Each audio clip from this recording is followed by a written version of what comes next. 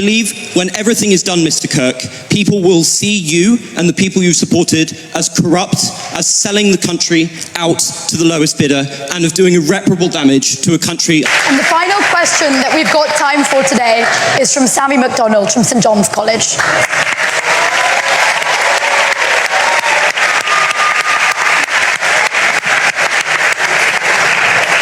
Good evening, Mr. Kirk. You've obviously devoted a lot of your life to electing, keeping in power Donald Trump, and you did so partly because you said Trump would put Americans first and take them out of foreign conflicts. Should we see how that is going at the moment? Currently, Trump has just accepted a $400 million debt from Qatar, which we're assured is perfectly above board.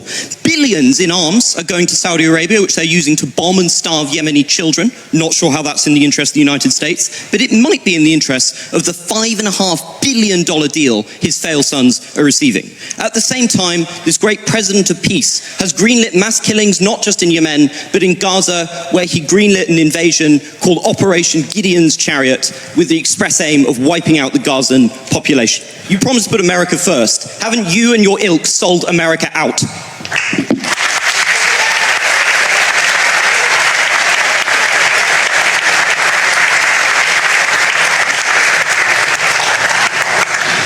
No. Well, I'm glad you have great intellectual substance and can answer. Because it's all the culture wars for you, isn't it? The second someone actually tells you what you're doing, which is red. Can you calm down a little bit? Like, just a little bit? You're pounding the table, you're all over the place. No. You want me to go piece by piece? Or would you like me to talk slower? I think you can. Number one, Donald Trump is convening a peace deal between Russia and Ukraine. Joe Biden gave them armaments. That's going well, isn't it? It's going well. Can you not interrupt me? Well. I allowed you to talk uninterrupted. You're famous for not interrupting. Yeah, I haven't interrupted a single person here today. Can I speak uninterrupted, actually? Okay. He is convening a peace deal between Russia and Ukraine. I believe we will see an end to that war.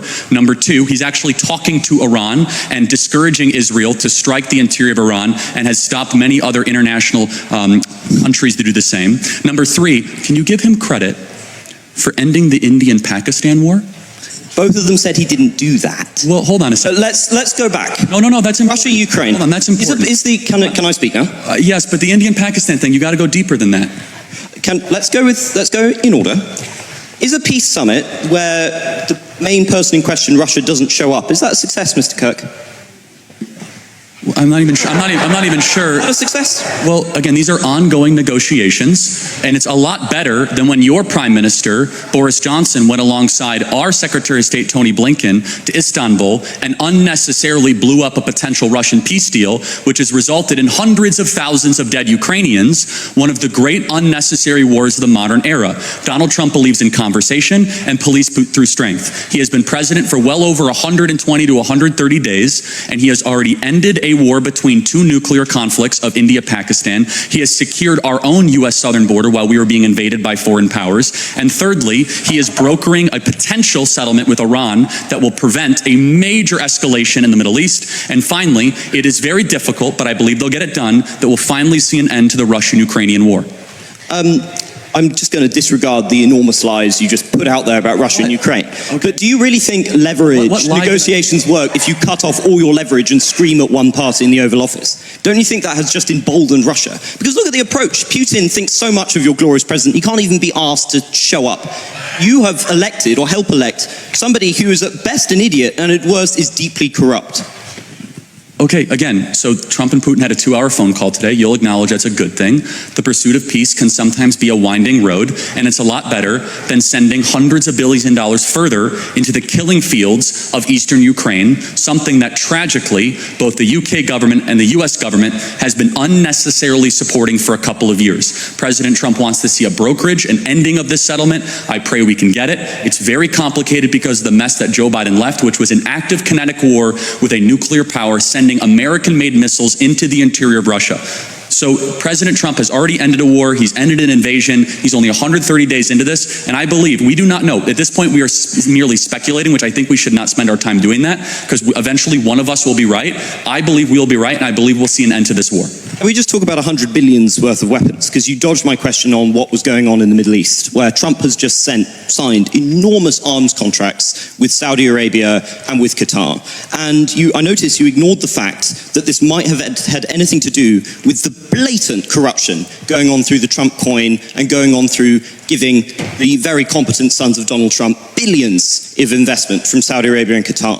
This is something that is directly embroiling Americans into conflict, but is importantly killing many innocent people. Those nations have been known to terrorize innocent civilian populations. So if you're coming to me and you're objecting to America selling weaponry, why are you defending shilling for the Saudis? Well, hold on. One is sending weaponry, one is purchasing. Secondly, you do know that the biggest purchase that was announced was commercial airliner, 737, $100 billion. We've heard of Qatar Airways. They purchased $100 billion of commercial airways. Let's talk about Qatar for a second. Okay, fine. Because you mentioned Qatar. You've been talking a lot about Hamas and the evils of Hamas. Can I ask you, who's the main funder of Hamas? Well, the Palestine state. Well, the West actually funds Hamas. Which state? Well, Iran funds. No. Also, where are the Hamas leaders? And also Qatar funds Hamas. Yes. It is a combination of international relief organizations. Is this a state we should have a $400 million jet with the President of the United States on it? Hold on. First of all, it was not given to him personally. I understand the optics of it, but it was not given to him personally. It was given to the U.S. government. And under that standard, no U.S. government should ever receive any gifts from any foreign countries whatsoever. It's not given to him personally and not a violation of the. Then why is he trying to transfer it to his personal library? He is. Actually, okay, again, he sent out You're a lying. statement. This is way too in the weeds. If you want to keep on going it, we can. It's not in the weeds. It's a fundamental moral principle. Okay, so under that fundamental moral principle then, can you acknowledge, though, that President Trump is getting more done in a less period of time than any president we've seen, while our prior president did not even know what year he got elected? You understand the contrast here? What aboutism again? I'm not a defender of Biden. I'm not saying President Trump is far better than the predecessor. You have to defend the person you spent millions to elect. I will defend every day of someone who ends an invasion. That's all you do. Is brings down the price of oil, who is revitalizing the American economy, who's brokering peace, who stopped the potential nuclear war, who is bringing Iran to the table and bringing Russia to the table, someone who does not want armed conflicts with the greatest powers of our time. I will defend that endlessly. You are living what are you defending? In a fantasy world of your own creation. So it's quite hard to engage that, but then disprove it. But let's check on how Trump is doing in terms of diplomacy. Look, with the war in the Middle East, do you think it was a defensible decision to tell the Israelis you wanted Trump Gaza to agree for Israel to invade the Gaza Strip and to continue to murder thousands of innocent children and civilians in a pointless war? Is that in America's interest? Is that in humanity's interest? Well, first of all, you should know something about Trump. There's something, if you realize with Trump over the last 10 years, he is quite the social media user and uses hyperbolic language at times. But let me ask you, in the conflict of Israel versus Hamas, who's the good guy? I believe both Hamas and the Israeli government are evil. But I think also that there is no justification. Are they equally? There is no justification for the murder and mutilation of thousands of innocent people and children in a futile. Let's zero in on. There is no justification, Mr. Kirk, for invading hospitals, for bombing innocent populations and dragging out a war which is damaging Israel and the West's security. You've made that point, but well, it's not a point; it's a moral truth, isn't it? Okay, yeah.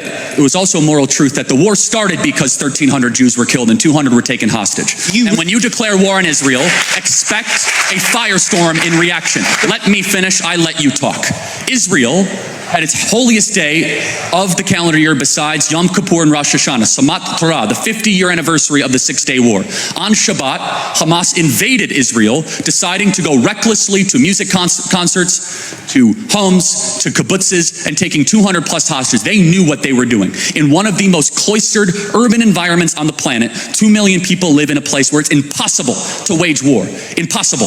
Where they wear civilian clothing, they violate every tenet of the Geneva Convention, and the IDF, when they do something right, they get no credit. When they do life-saving surgeries of a Gazan child, they get no credit. When they drop leaflets, they get no credit. But when they happen to bomb a place where they are operating their military from, which we now know from third-party verified sources, hundreds of Hamas military operations are in mosques, schools, and hospitals. I'm sorry, the country where they were living in relative peace on October 6th, that all of a sudden we had a war, and Hamas started the war. And I don't see people that were really upset about the 2 million Germans that were killed in World War II, civilians. A tragic truth of war is that civilians die. I don't like it, and you don't like it. And they brought it upon themselves. The only operation and entity to blame is the leadership of Hamas, not the Israeli government, for fighting this defensive war after they were invaded. I'm no defender of the terrible pogrom that was launched against Jews on that day. But the justification for the death of innocents cannot be an infinite cycle of bloodlust. It cannot be killing tens of thousands of innocent civilians with a war with no end in sight, people who are not complicit in those atrocities. It cannot be bombing hospitals which children use. It cannot be bombing hospitals in which cancer patients are dying and starving in there. The deaths that have been inflicted, nobody knows the true toll, but somewhere between 50 and 100,000 people lie dead under the rubble. And what is left for Gaza except for to continue to suffer under Hamas? Because it turns out Netanyahu's political strategy has not worked. It has entrenched Hamas within the territories. To be a Christian, I would have thought, Mr. Kirk, would never have involved suggesting that the price for an atrocity must be an infinite cycle of bloodlust, that innocent people and the young population must be killed to avenge some kind of providential quest. How can you call yourself a Christian? Well, you just did. I want to make sure we get our moral clarity straight before we proceed. No one likes what's happening in Gaza. No one with a heart or a soul or a mind likes when kids die. But you must understand who started the conflict so that you could end it correctly. And until Hamas brokers an unconditional surrender, of which they are unwilling to do, they could release the hostages and drop their weapons and their lives would be spared. Instead, they are using children of Gaza as cannon fodder, financed by the Iranian mullahs and dragging the entire world into this conflict. So, I don't even know what we're debating at this point other than I believe that I believe the facts. Israel was unconditionally attacked on October 7th. They're responding in kind. And I would just ask you a very simple moral question. How should Israel have responded? Not with the blanket carpet bombing of a city, not with bombing hospitals. Of course, some kind of military operation might have been necessary, but not murder on this scale. There is no justification for what is happening with the enormous death toll that is being produced. I really cannot see how you come here and you have the gall to lecture us on Christian morality and then sit here and justify the murder of thousands of civilians. And is it working, Mr. Kirk? Is Hamas dismantled? I've never said that. You just did.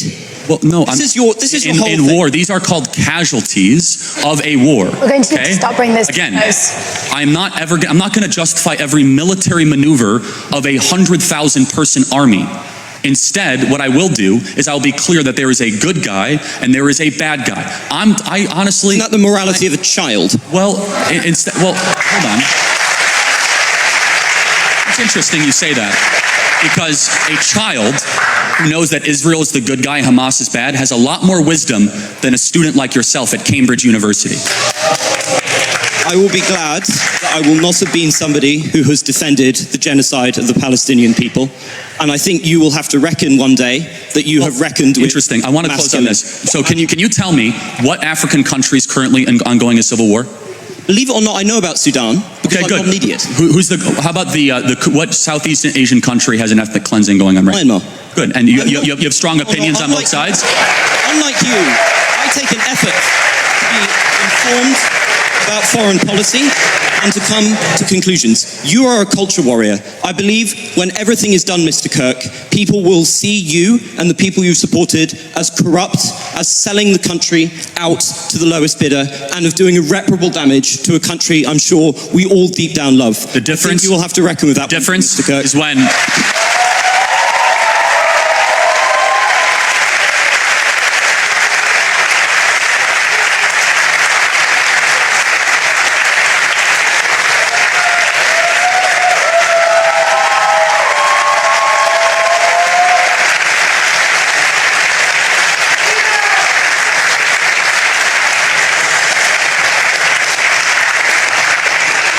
The difference is when we get our way, we'll still have a country, and your country will be a third world hellhole. Next question. Thank you. That's all we've got time for today.